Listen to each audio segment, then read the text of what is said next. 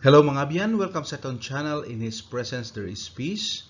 Ako si Abiyang Doc, magadulong sa iyong mga samanginsahi halin sa bugna, labi na sa iba ng mga propesya ngayara sa pulong sa Diyos. Ang aton tigulo sini nga panahon, part 3 kita sang ano ang kalabtanan ta sa sulat ni Jesus para sa pito ka iglesia.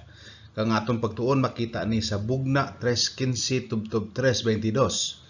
Kag nadotisyaran mo sa part 1 kag part 2 naghambal kita sa anom na ka iglesia nga amo ang ginhatagan sa Dios ang mensahe. Kag subong nga panahon isa lang ka iglesia ang aton pagdiskusyonan, pero bangod nga ini nga iglesia naghambal may tungod sa atong kapanahunan, amo na nga hatagan man naton ini sa pagtutok. Aton pagatun-an ang Laodicea. Okay, kag kung anong kinabatasan sang Laodicea sa una nga panahon, amo ini ang nakita nga kinabatasan man diri sa tuig 1844, which is ang katapusan sang tuig nga ang sa ginmitlang or gintudlo sa Biblia sa Daniel 8:14 nga amo na siya ang punta sang 2,300 days. Siguro kung gusto niya siya inyo ini pag ang atun-an, magkadto kamo sang iba nato nga serye, labi na sa serye ni Daniel. I think nag-discuss kita sa pinaka-importante nga mga pagtuon sa libro sang Daniel. Kadto lang kita dito ang mga tagna, ng aton mga tagna number 1, number 2, and so on and so forth. Kag dito aton matukiman kung anong butsilingon sang 2,300 years. Pero ining tuig sa Laodicea, ang kinabatasan aton makita sa 1844 tubtob sa katapusan sang panahon. Buot silingon, yari kita diri sa sining nga tinion kag kun ano ang kinabatasan nga makita naton sa Laodicea, daw amogid ang aton nga binatasan or kinabatasan sa sining nga panahon. That's why ang Laodicea gintawag siya ang malabaab nga iglesia. Okay, magasugod na kita. Sa bugna 3:14, nagsiling diri, kag sa anghel sang iglesia sang taga Laodicea isulat, ining mga butang ginasiling sang Amen, ang matutom kag matuod nga saksi, ang pamuno sang pagtuga sang Dios. So sa iglesia sang Laodicea, si Jesus nagpresenta sa iya kaugalingon sang designasyon nga 3 kapilo. So ginmention dito kagina. Ang una, ang iya nga designasyon, siya ang Amen. Ang ikaduha, siya ang matutom kag matuod nga saksi. Kag ikatatlo, siya ang panugod sang pagtuga sa Dios. Butsilingon sa pagsugod sa kalibutan, yara na siya. Kag aton makita na sa mga teksto sa Biblia. Ang pulong Amen halin sa Hebreo nga pulong nga kahulugan yara sa kamatuoran. Sa daan nga katipan, ang Dios gintawag ang Dios sang kamatuoran. Okay.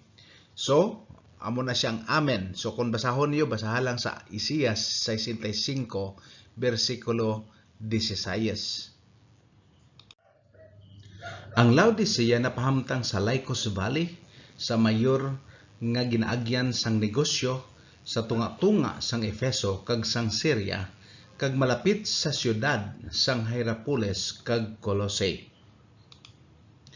Bangod sa iya pabor nga lokasyon, ang siyudad nahimo nga pinakabantugan nga komersyo kag pinansyal nga sentro sang dumaan nga kalibutan.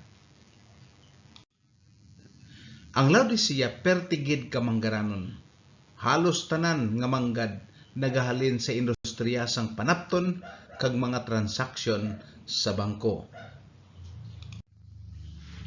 Ang Laodicea kilala sa pino kag mahumok nga itom nga dilana ginagamit sa mga bayo kag mga karpet nga ginagabaligya sa bilog nga kalibutan.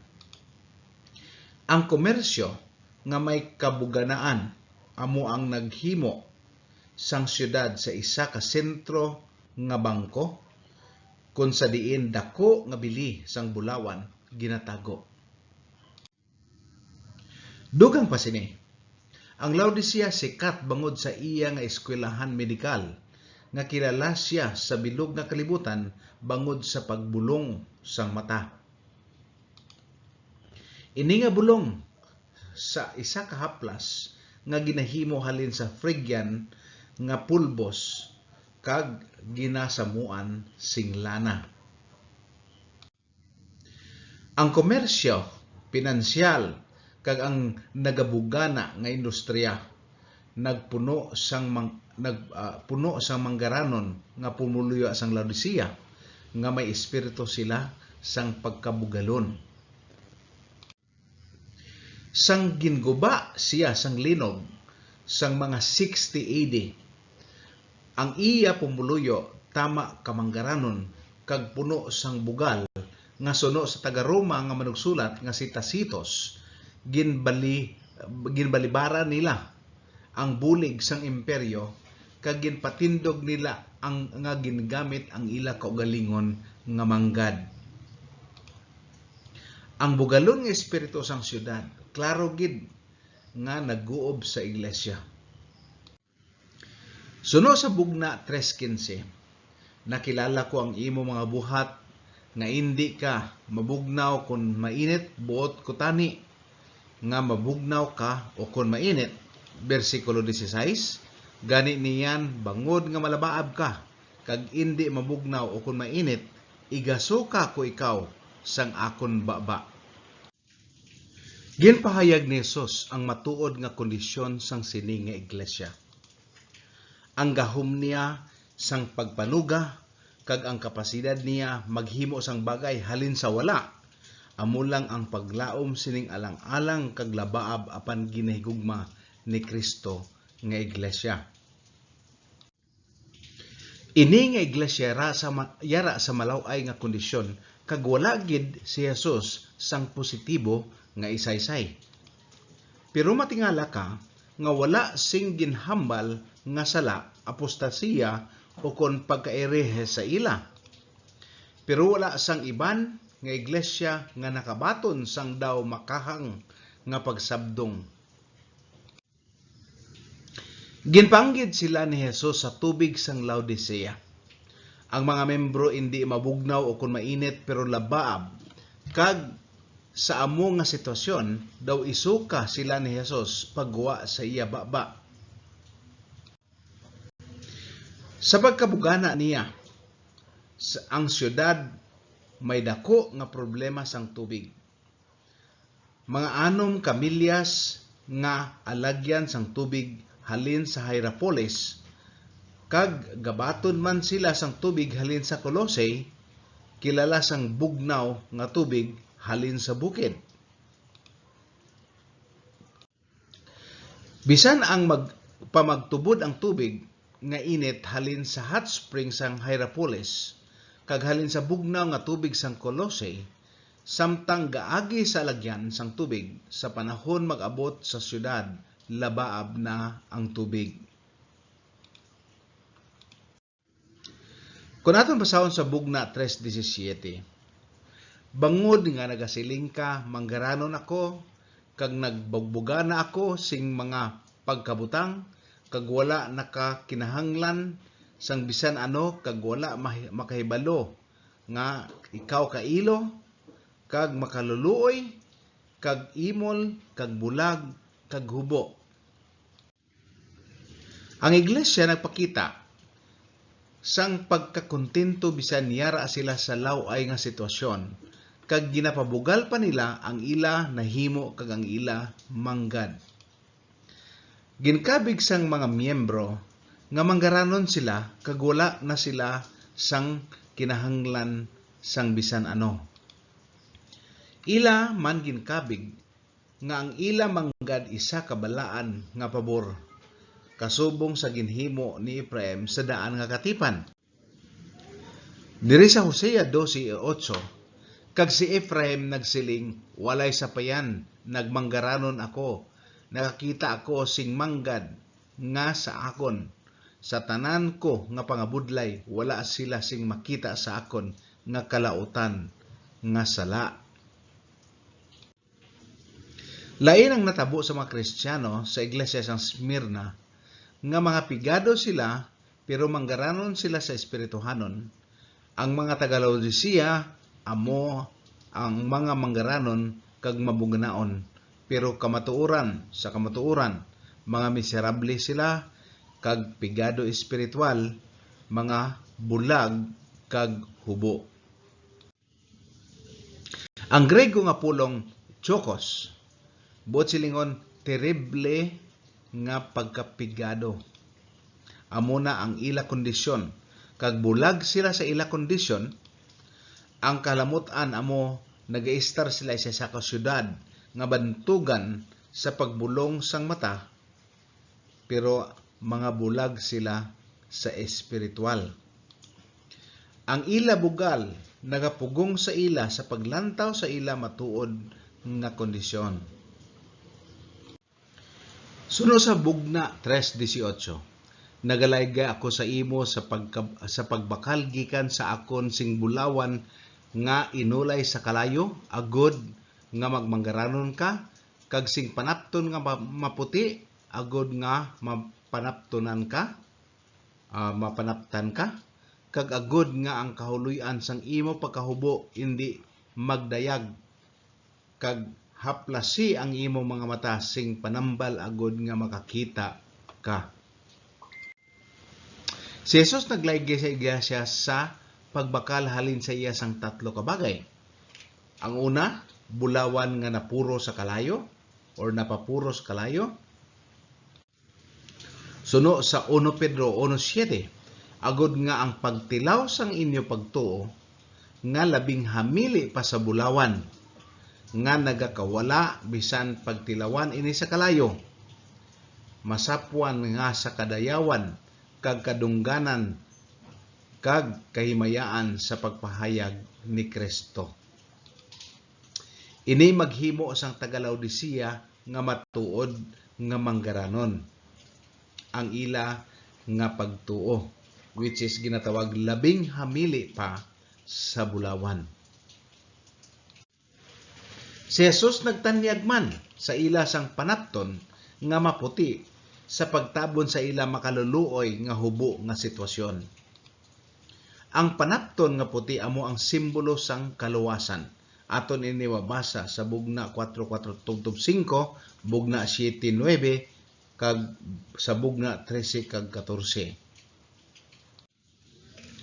Siling sa Isaias 61:10, makalipay ako Ginoo sa dako, o makalipay ako sing dako sa Ginoo, ang akon kalag malipayon sa akon Dios. Kay ginpanaptan niya ako sa mga panapton sang kaluwasan, ginputos niya ako sang kunop sang pagkamatarong. Okay, Isaias 61:10. Agod mabayuan sang puti kag matinlo ang panapton, kinahanglan nga may matuod ka nga relasyon sa Dios.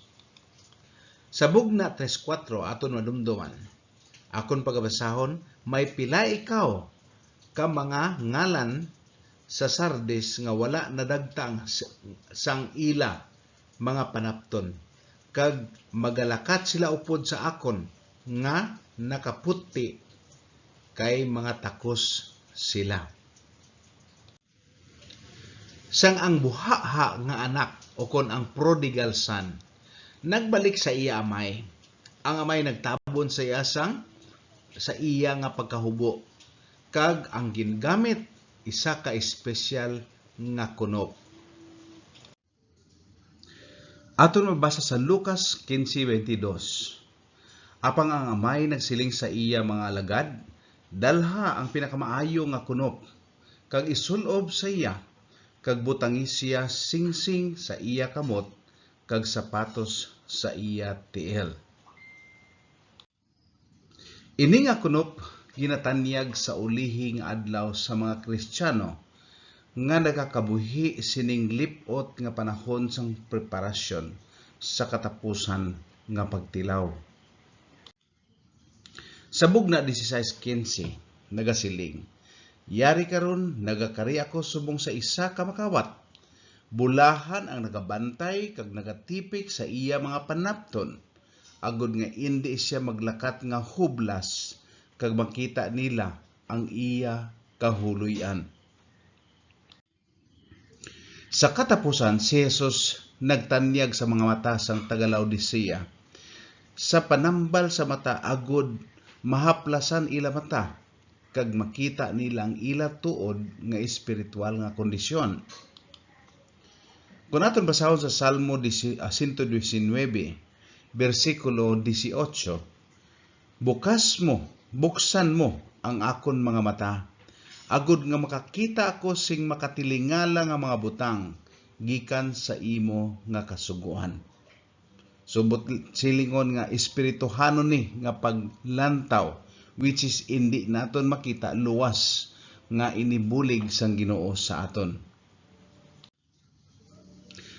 Ang Efeso 1:17 ug 18 nagasiling nga ang Dios sang aton Ginoong Hesukristo, ang Amay sang himaya, maghatag sa inyo sang espiritu sang kaalam kag bugna sa ihibalo nahanungod sa iya. Sa versikulo 18, nga naiwagan ang mga mata sang inyo panghangop, agud nga indi nga mahibaluan ninyo kung ano ang paglaom sang iya pagtawag, kag kung ano ang kamanggaran sang himaya sang iya panublion sa mga santo. Ang mga Kristiyano sa Laodicea nagkinahanglan sang mahimutad paghimutad nga influensya sa balang espiritu, agud makita nila ang matuod nga kondisyon kag ang matuod nga kamanggaran sang pinanubli ni Kristo nga libre nga ginahatag. Sa 7 ka iglesia, ang Laodicea kag mga taga Philadelphia, ang maathag nga ginhambalan nga ginapalangga sila ni Jesus. Pero sa Laodicea, ini nga gugma ginpabatsyag nga may pagsabdong kag disiplina. Sabog nga 3:19 siling, ang tanan nga ginahigugma ko, ginasabdong ko, kag ginadisiplina, busa magmakagihon ka kag maghinulsol. Ini nga mga pulong nagalanog sa Hulubaton 3:12 kay siya nga ginahigugma sang Ginoo, ginasabdong niya, subong sang amay sa anak nga sa iya nagakahamuot siya. Ang Dios nagadisiplina sa aton agud nga indi kita makondenar nga upod sang kalibutan. Sa 1 Corinto 11:32, apan kung ang ginahukman kita, ginadisiplina kita sang Ginoo, agod nga indi kita pagtagudilian kaupod sang kalibutan. Hebreo 12:5 nagasiling, kag nalimtan ninyo ang laygay nga naghambal sa inyo subong nga mga anak, or sa mga anak. Anak ko, dili pagtamaya ang disiplina sang Ginoo, o kun mapunaw, o kun pagsabdungon ka niya. Ang bulong langgid sang iglesia amo ang matuod-tuod nga paghilulsol. Si Jesus nagapilit sa mga miyembro sa pagliso halin sa ila pagkapabaya kag maghimo sang bag-o nga pagsugod. Gintapos niya ang iya nga pag-apila sa ila nga may isa ka pinakaimpresibo nga paglarawan. Ginpakita niya ang iya kaugalingon nga nagatindog sa puwertahan kag nagapanuktok. Sa bugna 3:20 nagasiling, yari karon nagatindog ako sa ganhaan kag nagapanuktok, kun ang bisan sino nga tawo magpamati sa akon tingog kag magbukas sang ganhaan, magasulod ako sa iya kag magapanihapon kaupod sa iya kag siya kaupod nakon. Sila nga nagabukas sa puwertahan kag nagabaton sang malipayon sa iya, mayara sang mahirop kag mahigugmaon nga panihapon upod sa iya. Ang pag-ulupod kaon nagatumod sang mahirop nga relasyon upod sa isa ka tawo. Kag sa amo ni nga sitwasyon upod kay Kristo. Ginpromisa ni Jesus nga ang magdaog sa iya iglesia makaambit sa iya trono. Kasubong nga siya nagadaog kag nagpungko upod sa iya amay sa trono sang iya amay. Sa Bugna 3:21 nagasiling, ang nagadaog tugutan ko nga maglingkod kaupod nakon sa akon trono. Subong nga ako nagadaog man kag nagalingkod kaupod sa akon amay sa iya nga trono. Ang katumanan sa sini nga mga promesa matabo sa panahon magbalik siya sa kalibutan. Makita na naton sa Bugna 20:4 tubtob 6. Pero malayo pa to nga mga kapitulo kay pagatun-an taman ina. Tama ka importante nga samtang ang numero sa mga promesa sa iban nga mga iglesia nagadamo suno sa nagasubsob nga espiritual nga kondisyon, ang Laodicea bisan ano ka malaot ini ginhatagan sang isa lang ka promesa. Pero naimpon diri ang tanan nga promesa nga ginhatag sa iban nga iglesia. Ang pagpungko upod kay Hesus sa iya trono buot silingon mangkon mo ang tanan. Ang espiritual nga kondisyon sang iglesia sa Laodicea nagapakita sang espiritual nga kondisyon sang iglesia sa aton nga panahon. Ang mabaskog nga mga pagsaysay ginahimo para makaaman kita sa pag-atubang sa pinakadako nga pagpakig-away nga amo ang Armageddon nga among nakasulat sa Bugna 16:15. Ang Armageddon isa ka taga o kontinaga nga sa Hebreo buot silingon bakulod sang Megiddo, isa ka lugar sa Palestinhon sa tunga sang alagyan sang Ehipto kag sa Syria kon sa diin sa una nga panahon sa tambi sini ang dalagko nga mga inaway nagakahitabo kay dira ang may pinakalapad nga lugar. Gingamit ni Jesus nga tinaga nga nagasimbolo sang katapusan nga pinakadako nga pagpakig-away sa tunga-tunga sang maayo kag malaot sa aton henerasyon antes magkari siya. Isa man ini kadako nga pagpakig-away sa ulihi nga tion kung sa diin sigurado na ang kadaugan sang matutom sa kamatuoran. Sa diri nga tion nga napain ang naang matutom sa kamatuoran kontra sa wala nagatuman sing kamatuoran. Kaysa ini nga panahon ginahulog ang 7 kakalatan. Panahon ini sa wala na ang grasya or na ini nga nawala na ang grasya. Panahon na ini nga nasirado na ang kaluwasan. Pero sigurado na ang kadaugan sang mga katawhan sang Dios antes ang kaluwasan nasirado na or nasirado, sila nagdaog sa Laodiceahanon or Laodiceanhon nga batasan kagyara na ang proteksyon sa Dios. Nagpamati kag nagtuman sila sa mensahe ni Jesus para sa Laodicea antes nasira ang kaluwasan. Ang katapusan ng iglesia nagakabuhi nga tuhay sa iban. Bangod nga yari kita sa tunga-tunga sang mga panggiho sang political, relihiyoso, kag kalibutanon nga aktibidades. Kag ini nagatubang sa mga panghangkat nga wala na agyan sang nagligad nga mga henerasyon. Pero ini nga iglesia kampante sa iya kaugalingon kag malabaad nga problema gid ang iya pagkamatuod. Si Kristo nagapaandam sa iya iglesia nga may madalom nga implikasyon sa nagahingapos nga panahon sang kasaysayan sang kalibutan. Bugma 3:22 Siya nga may dulungog, magpamati siya sa mga ginasiling sang Espiritu sa mga iglesia. Amo ni ang katapusan naton nga teksto sa 7 ka iglesia. Natapos na naton ang 7 ka iglesia. Pero sino ining iglesia sang Dios nga nagluntad halin sa pagkadto niya sa langit nga ginhatagan niya sang mga mensahe? No, dito niya ginhatag sa 7 ka iglesia, pero sino ni sila sa aton panahon? Hindi ini pangalan sang kun ano nga relihiyon.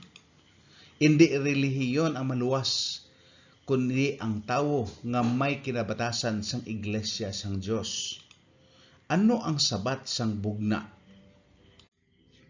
Sa bugna 12:17, nagasiling may tungod sa kasaysayan.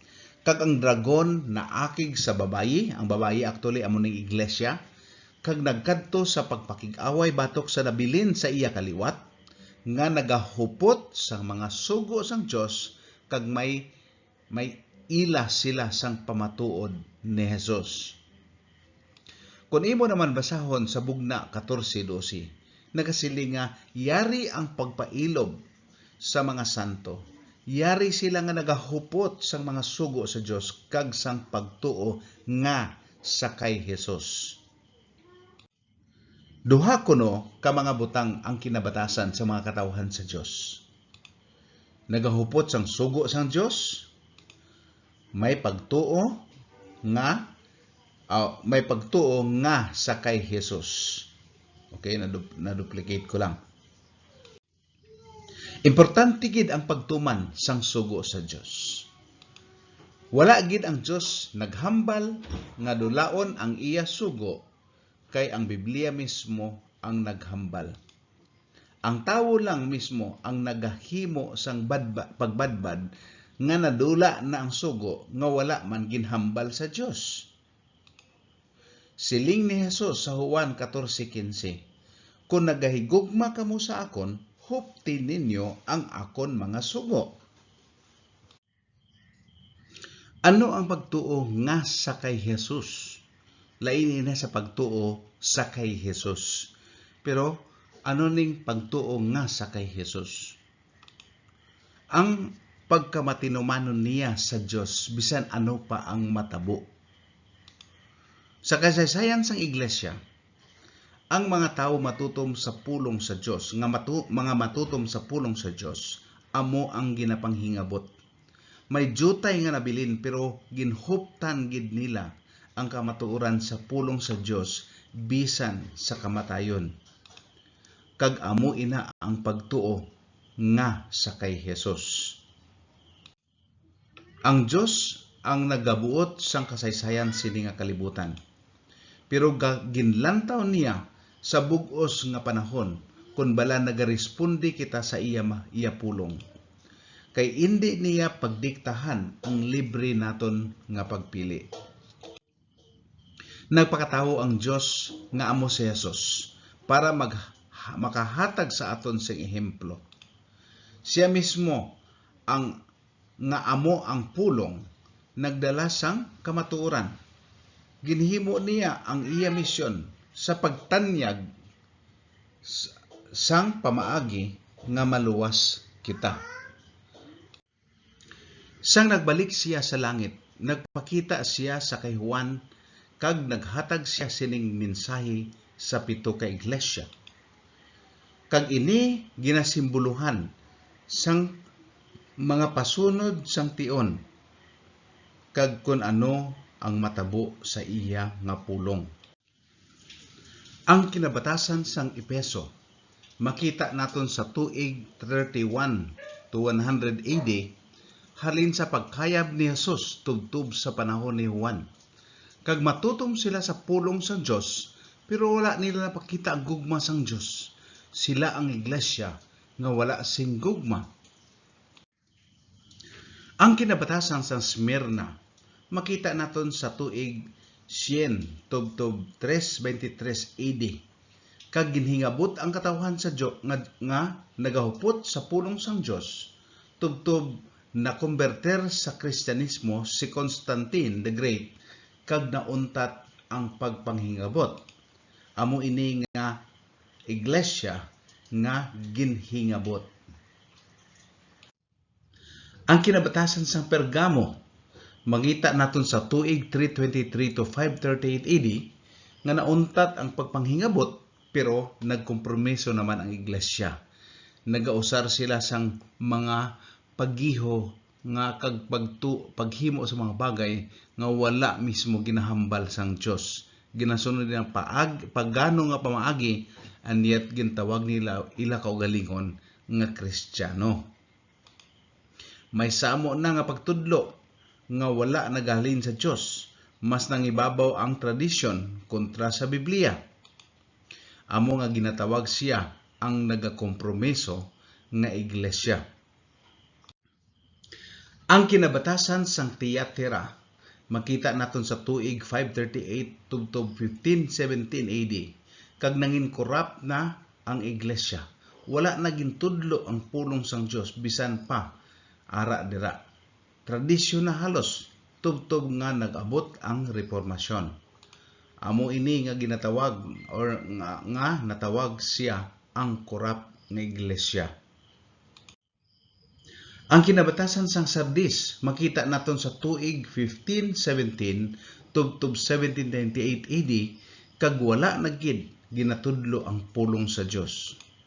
Ginasunog na ang Biblia, nadula na gid ang kabuhi sang iglesia, tubtob nga gindakop ang Papa sa Roma nga si Pope Pius VI kag ginpriso. Amo ini nga panahon nga ginatawag ini patay nga iglesia. Ang kinabatasan sang Philadelphia, makita naton sa 1798 tubtob 1844, nangin matutom ini nga iglesia sa pagtukib sang pulong sang Dios, bisan pa bugos, hindi pa bugos ang kamatuoran, kag ginbalik nila ini sang pag-usisa. Tubtob nga naintindihan nila ang sanktuaryo sang Dios, kag diin natuon ang 2,300 days kag 2,300 kaadlaw kung tuig nga makita naton sa Daniel 8:14. Siguro kung kamo gusto makahibalo sini or nakabati sini, kadto kamo balik sa aton nga serye nga ang mga serye sang Daniel, mga tagna numero 1, mga tagna numero 2 tubtob sa nalipat na ako pero nakalabot na kita sa halos importante nga pagtuon sa Daniel. Kadto lang kamo kay ara lang na sa YouTube. Kag natuon ini sa 1844, that's why sang 1844 abi nila makaribalik si Kristo kag napaslawan sila, that's why nag-abot ang great disappointment, and yet nagliwat kay ilang nakita sang liwat nga hindi amo ang ilang interpretasyon. Pero sini nga period sang Philadelphia nga natuon sa 1798 tubtob 1844, amo ini ang ginatawag nga matutom nga iglesia.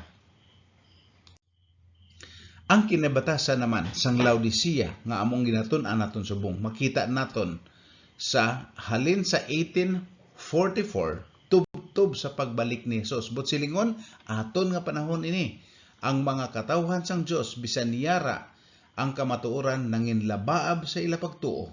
Amo ini ang kinabatasan sang iglesia tubtob nga magkari si Jesus. Amo nga ginatawag ini malabaab nga iglesia. Ang kinabatasan sa mga 7 ka iglesia nakita naton sa aton panahon subong. Kag may ideya man kita actually kung nga amo ini ang sahi sa mga pagpaltihan sini nga panahon kung usuyo naton ang kasaysayan sa kalibutan. Matingalay kita nga amo ini ang sitwasyon sang pagtuluhan sa kalibutan nga ginadominar sang panghuna-huna sang tawo, kag ginagamit nila ang ngalan ni Jesus o kon sang Dios pero wala nila ginatuman. Para sa mga katawhan sang Dios na sa subong nga panahon, ang nagahupot sa iya pulong, malabaab naman ang kinabatasan. Ginhatag na sang Dios ang laygay sa aton nga Laodiceahanon sang kinabatasan, paagi sa mensahe nga ginhatag niya kay Juan, agud desisyonanta ang pagtuman sa iya. Si Hesu Kristo ang nagpadala sang mensahe para sa aton paagi sa bugna. Nagapamati bala ikaw sa iya nga pagsabdong? Luyag bala ikaw magtuman sa iya nga laygay para sa aton? Mga muyo kita. Amay namon nga langit nun. Amon nahangpan ang mensahe mo para sa amon. Buligi kami sa amon labaab nga sitwasyon. Nagakinahanglan kami sang singbulawan nga halin sa imo. Ngayara kami pagtuo bisan sa pagtilaw. Nagakinahanglan kami sang pagbulong sa mata nga amon makita sa espirituhanon ang mga buot mo silingon. Buligi kami nga paagi sa imo grasya, makasukso kami sang puti nga bayo nga imo gintanyag. Patawara kami sa amon mga sala sa ngalan ni Jesus. Amen. Okay, subscribe and share, and see you in the next video.